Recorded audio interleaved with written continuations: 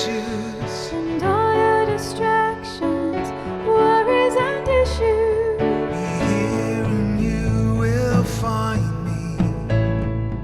Be still and you will know me well. Be here and you will find me. Be still and you will know me well. My presence will wash over you like an ocean. Springs of healing water will flow from your heart.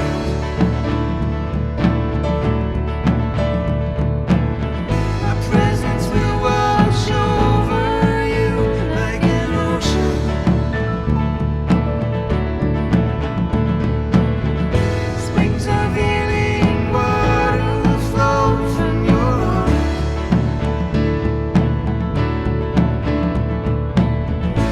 I am, come and be here with me. I am, come and be here with me. I am, come and be with me now. I am, come and be with me now. Let go of your past and the future.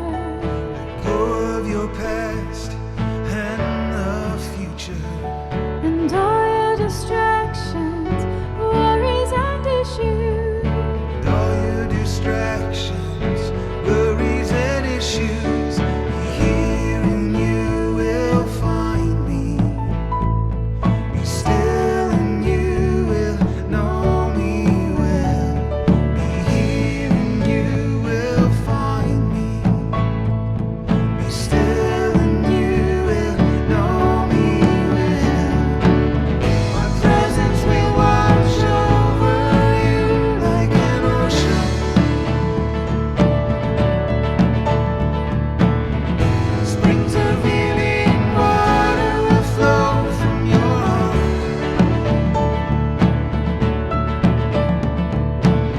My presence will wash over you like an ocean.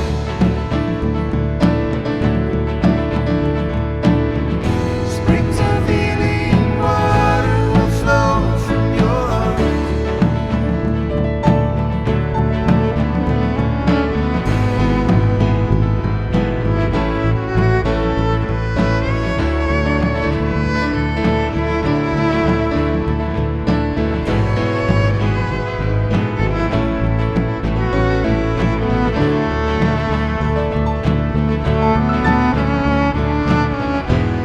Presence will wash over you like an ocean.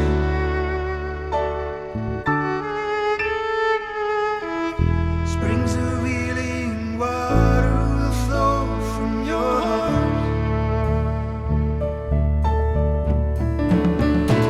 My presence will wash over you like an ocean.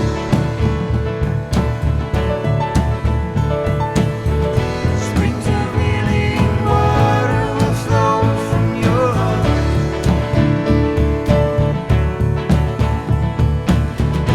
Presence will wash over you like an ocean. Springs of healing water will flow from your heart.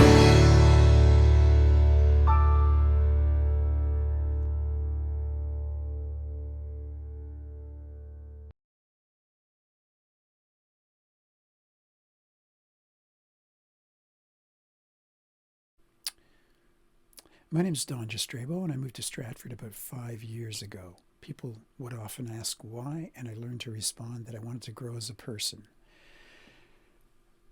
Sometime last year, I retired from the work I've been doing for about 30 years so I could attend Conrad Grebel at the University of Waterloo for the Master of Theological Studies program. And the reason for that is I wanted to grow spiritually. My plan at that time, pre-pandemic, before the community fell apart, was to engage in ethnographic research in the community of Stratford, based on how people grow through life-changing experiences. I'm looking for people to talk with me about that. So if you're interested, contact me.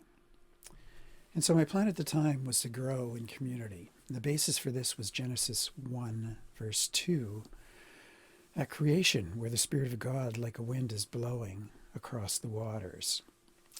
The image is hovering like an eagle above her babies in her nest, beating her wings.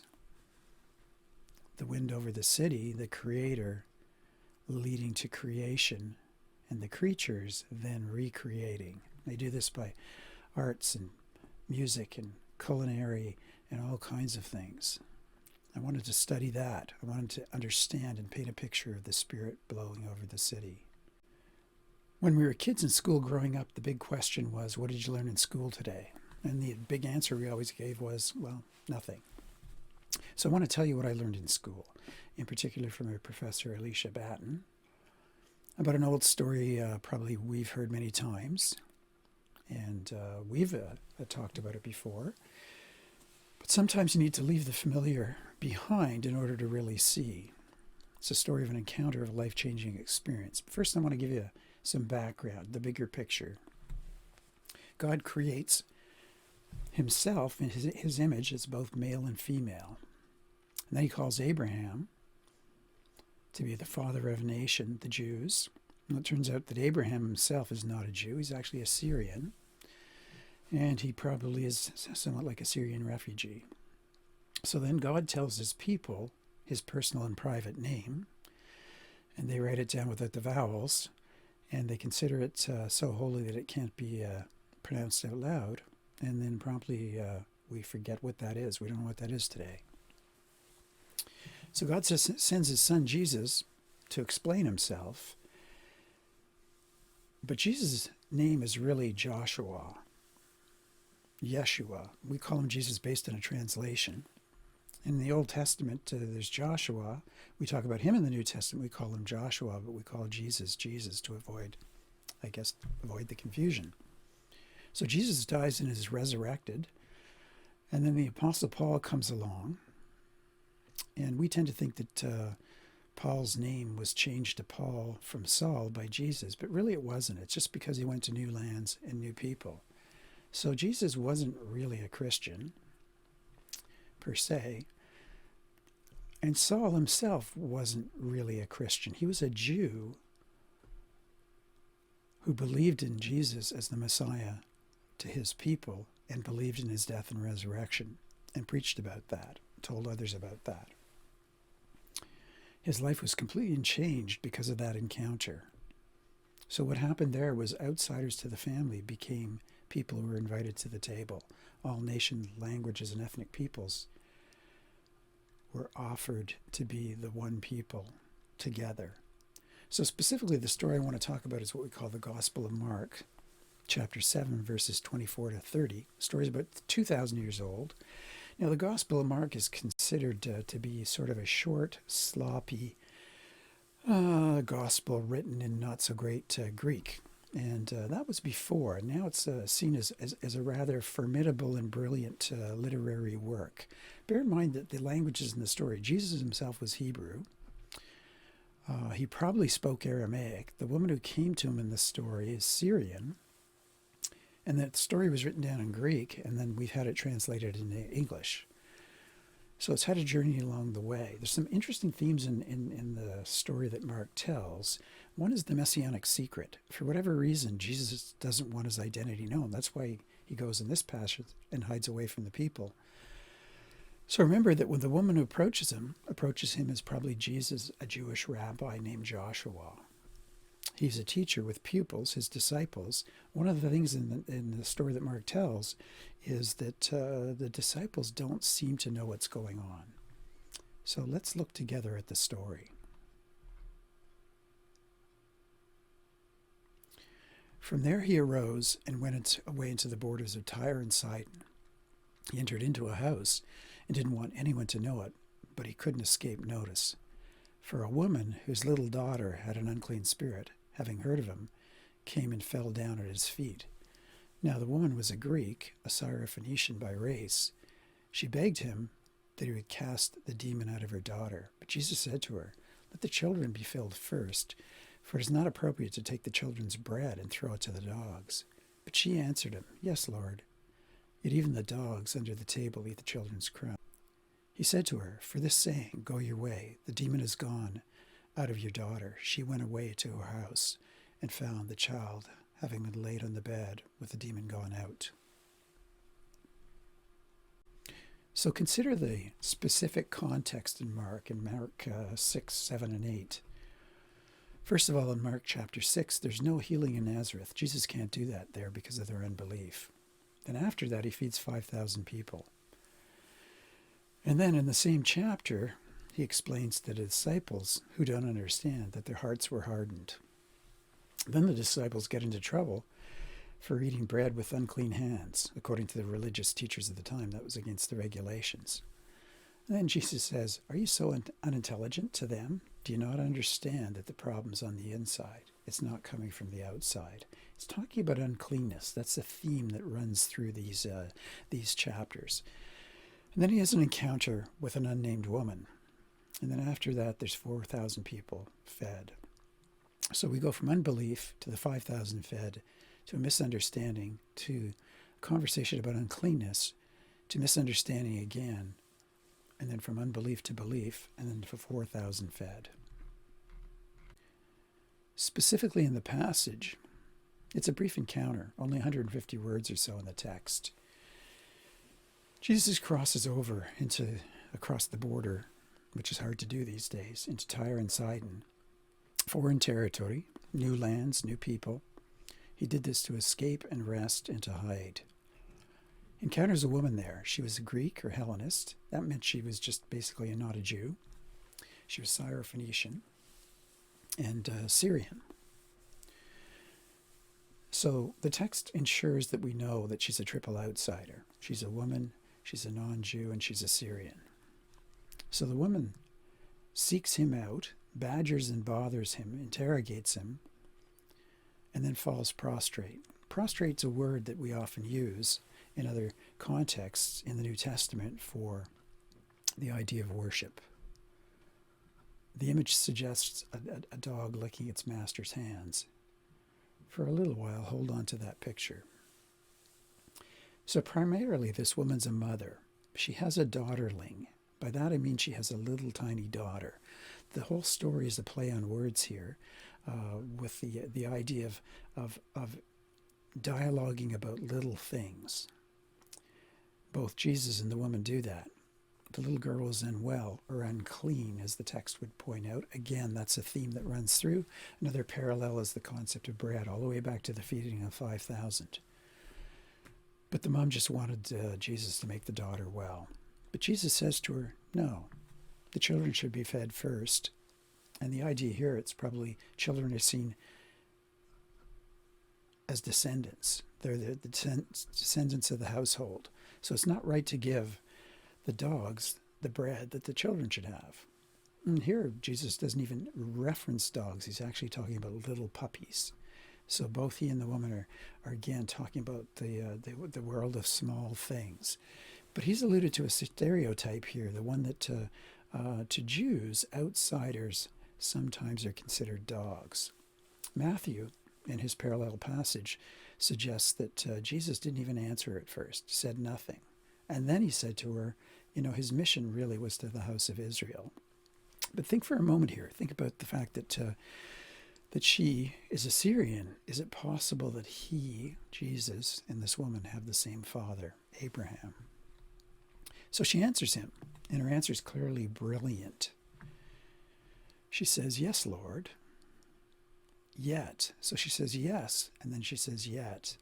Even the little pups low down on the floor get to eat the little crumbs dropped by the little infants. So Jesus tells her to go away because of what she says, her saying. Basically, she uses the word logos, which is really his title. In the beginning was the word, the logos. In Matthew's passage, he tells that Jesus actually exclaims, "O woman, great is your faith." He calls it there mega faith, your little girl as well. Then the encounter is over. So afterwards, Jesus continues on his way and feeds 4,000 people. It seems like a strange repetition, the same story told over with a few different details. but it's not the same. The encounter with the woman has changed everything.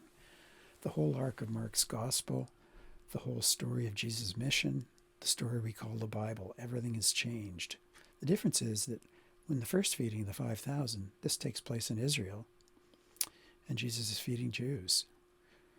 In the second one, it takes place outside of Israel, and Jesus is probably primarily feeding people who are non-Jews.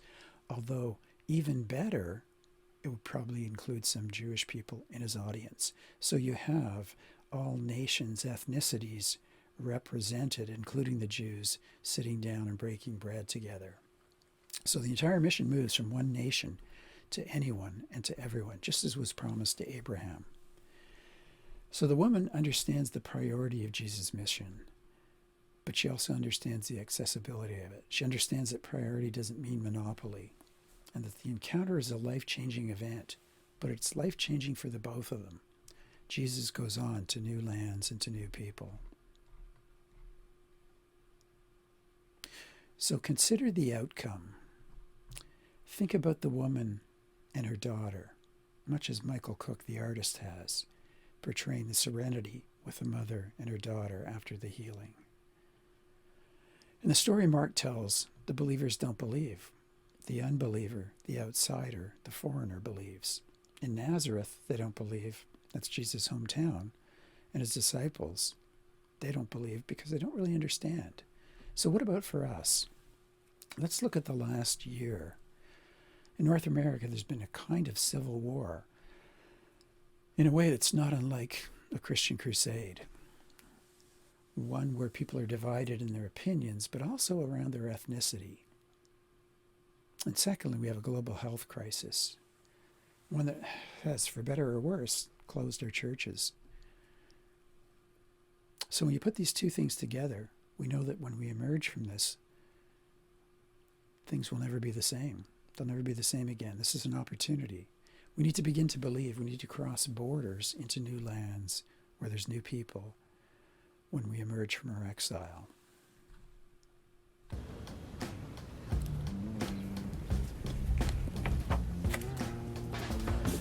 I miss the sound of the city, but the wind of the Spirit still rises over the waters, hovering over the city like a mother eagle. The children are playing in the streets with the little puppies, and together they thrive. Our despair is turned to hope, for we need each other to help us change and grow. Each of us are outsiders, brought in from the cold. The snow melts, the rain washes. Through a prostrate mother, we understand our Creator because our Creator mothers us. We understand healing because Yeshua heals us. Believe that a simple encounter with an unnamed exiled woman can change you and that you can change others. We will return, but we will return to a new land, new people, and transform to break bread together with anyone and with everyone.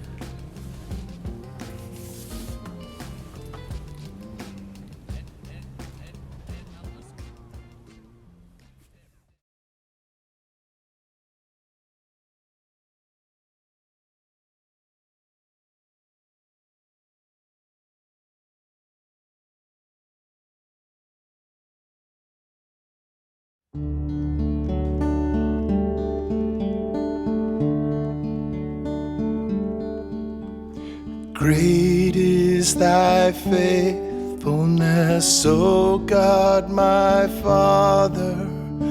There is no shadow of turning with thee. Thou changest not, thy compassions, they fail not. As thou hast been, thou forever will be. Great is thy faithfulness, great is thy faithfulness. Morning by morning, new mercies I see. All I have needed, thy hand hath provided. Great is thy faithfulness, Lord, unto me.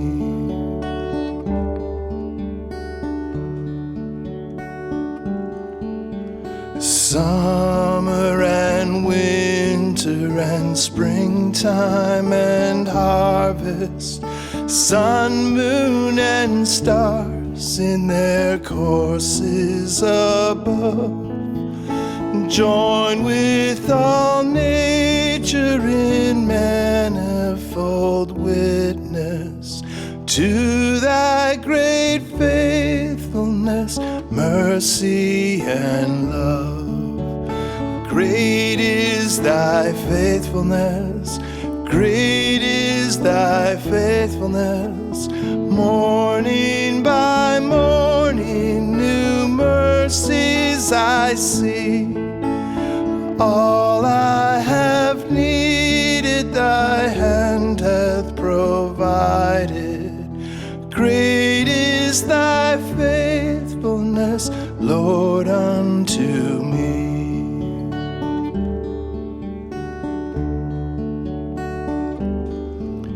And pardon for sin, and a peace that endureth, thine own dear presence to cheer and to guide, strength for today and bright hope for tomorrow, blessings all mine with 10,000 beside. Great is thy faithfulness, great is thy faithfulness. Morning by morning, new mercies I see. All I have needed, thy hand hath provided.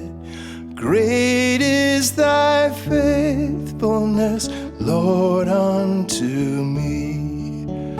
Great is thy faithfulness, great is thy faithfulness. Morning by morning, new mercies I see. All I have needed, thy hand hath provided. Great is thy faithfulness, Lord, unto